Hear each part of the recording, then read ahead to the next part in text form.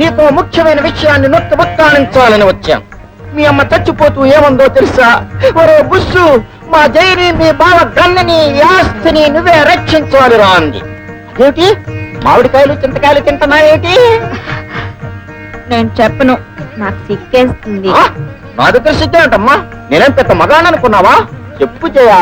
మరే నాకు పులుపు తినాలనిపించి నాకు తినాలనిపిస్తుంది. నేనే ఉత్తుని తింటలేదు. మరి నేను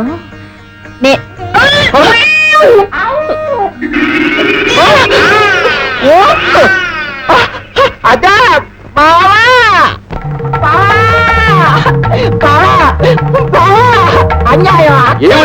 ఏమైంది?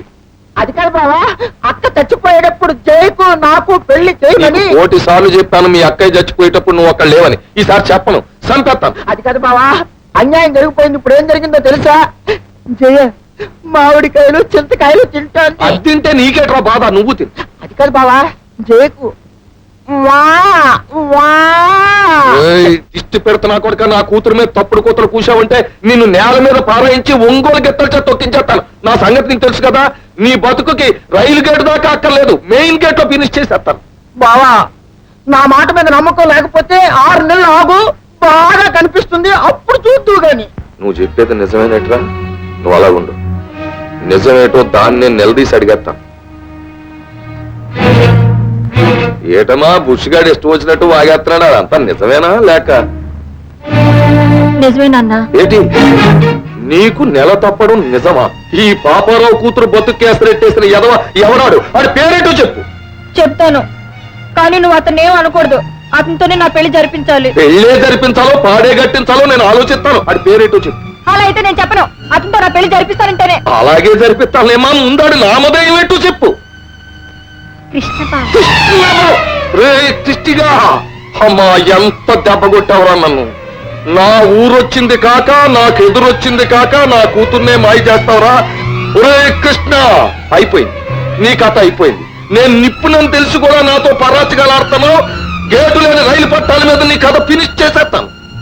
నానా, బావకి ఏదైనా అపకారం తలపెట్టినా, బావతో నా పెళ్లి జరిపించకపోయినా, రేపీ పాటికల్లా ఈ ఉయ్యాలకు బదులు నీ కూతురు శవం వేలాడుతుంది. అమ్మా జయ, వయసు వచ్చిన పిల్ల ఉరేసుకుని చేస్తే నలుగురు 4 రకాలుగా అంటారు.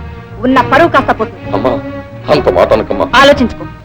కన్న కూతురు ప్రాణాలు నీ పరువు దక్కాలంటే పంతాలు పట్టింపులు మాని బావను బ్రతిమాలైనా సరే మా పెళ్లి జరిపించాలి.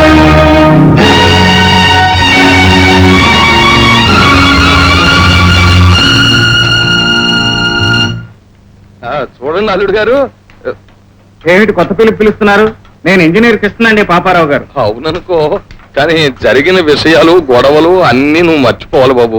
ఇప్పుడు నీ చలవ వల్ల అమ్మాయి నెల కూడా తప్పింది. పొరపాటు పడి ఉంటారు. కడుపులో ఏ బల్ల ఉండి ఉంటుంది. చచ్చిచ్చా బల్లా కుర్చీ సోఫా సెట్ ఏమీ కాదు, పెట్టే నాతో స్వయంగా చెప్పింది. కావాలంటే నువ్వు ఇంటికి వచ్చి అడుగు. ఇక్కడ చాలా పని ఉంది. ఇదంతా అయ్యాక సాయంత్రం చీకటి పడ్డాక వస్తాను. పదండి. తప్పకుండా రావాలి బాబు, చాలా ముఖ్యమైన విషయం అలాగే. మాట్లాడుకోవాలి.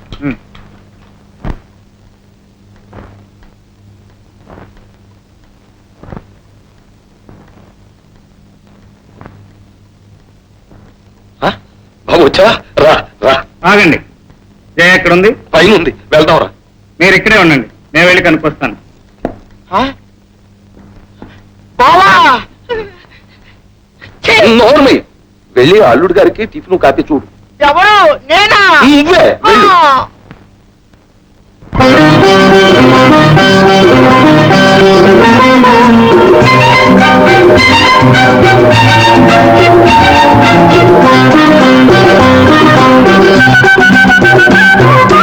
ఇదిగో తెల్ల చీర, ఇదిగో మల్లెపూలు, ఇదిగో తెల్ల చీర, ఇదిగో మల్లెపూలు. తెల్ల చీర కట్టుకో, మల్లెపూలు పెట్టుకో, తెల్లార్లు నా పేరు బల్లించుకో. ఎందుకు? ఇదే అసలు రాత్రి, ఇదే అసలు రాత్రి. ఇదిగో తెల్ల చీర, ఇదిగో మల్లెపూలు, ఇదిగో తెల్ల చీర, ఇదిగో మల్లెపూలు. తెల్ల చీర కట్టిన, మల్లెపూలు పెట్టిన, తెల్లార్లు నీ పేరు బల్లించుతా. ఎందుకు? ఇదే అసలు రాత్రి, ఇదే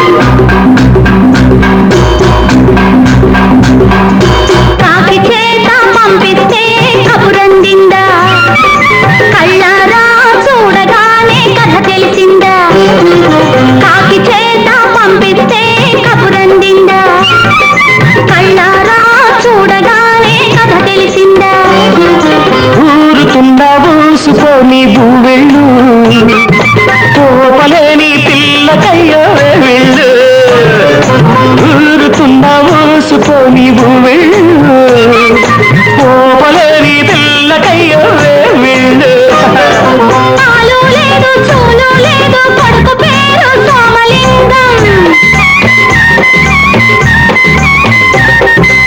ఆదిలోని పారసాల చేసుకోవ సీమంతం హాయ్ హాయ్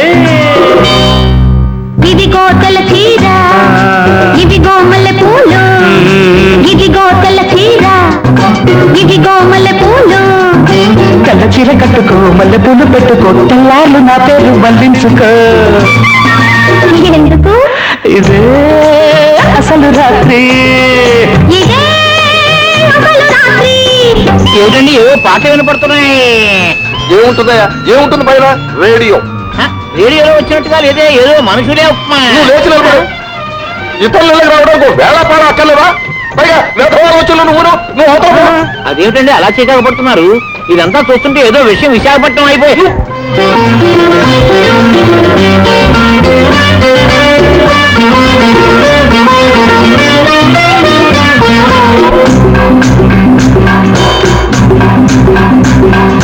సూది కోసం సోది కెడితే సుడి తిరిగిందా మగమాటం అనుకుంటే ముంచుకొచ్చిందా సూది కోసం సోది కెడితే సుడి తిరిగిందా మగమాటం అనుకుంటే ముంచుకొచ్చిందా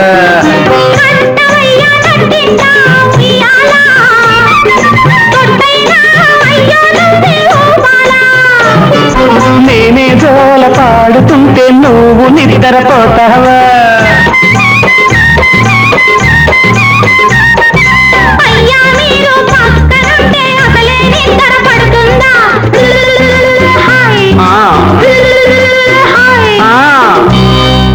ఇదిగో తెల్ల చీర ఇదిగో మల్లె పూలు ఇదిగో తెల్ల చీర ఇదిగో మల్లె పూలు తెల్ల చీర కట్టిన మల్లె పూలు పెట్టిన తెల్లార్లు నీ పేరు మళ్ళించుకా ఎందుకు ఇదే అసలు రాత్రి ఇదే అసలు రాత్రి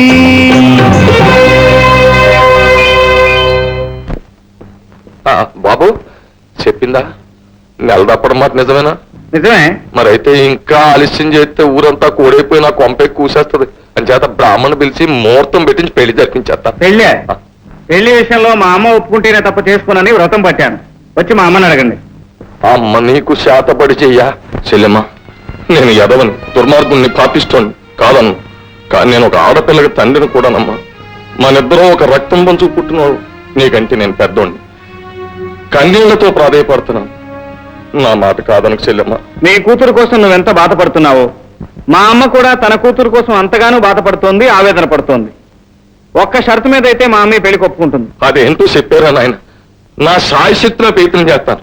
ఆ కోట్లింగం ఆయన కొడుకు పద్మని కష్టపెట్టడానికి కారకుడు నువ్వే గనుక ఇక ముందు పద్మని కాలు కింద పెట్టనీయకుండా పువ్వులా వాళ్ళిద్దరూ చూసుకునేటట్టు నువ్వే చేయాలి. అబ్బా గొప్ప ఇరకాటంలో పెట్టేసేవే. సరే తప్పుద్దా? అంతేకాదు, వాళ్ళు మారిన దానికి రుజువుగా ఆ తండ్రి కొడుకులిద్దరూ గోదావరిలో మునిగి తడి బట్టలతో పంగనామాలతో గోవిందా గోవిందా అనుకుంటూ కాలి నడకన మా ఇంటికి రావాలి. వాళ్ళు ఆ అలాగే తప్పకుండా చేయిస్తాను. అప్పుడే నీ కూతురు మా ఇంటికి కోళ్ళవుతుంది. అలాగే నీ మాట కాదనే పరిస్థితి అన్నది వస్తా.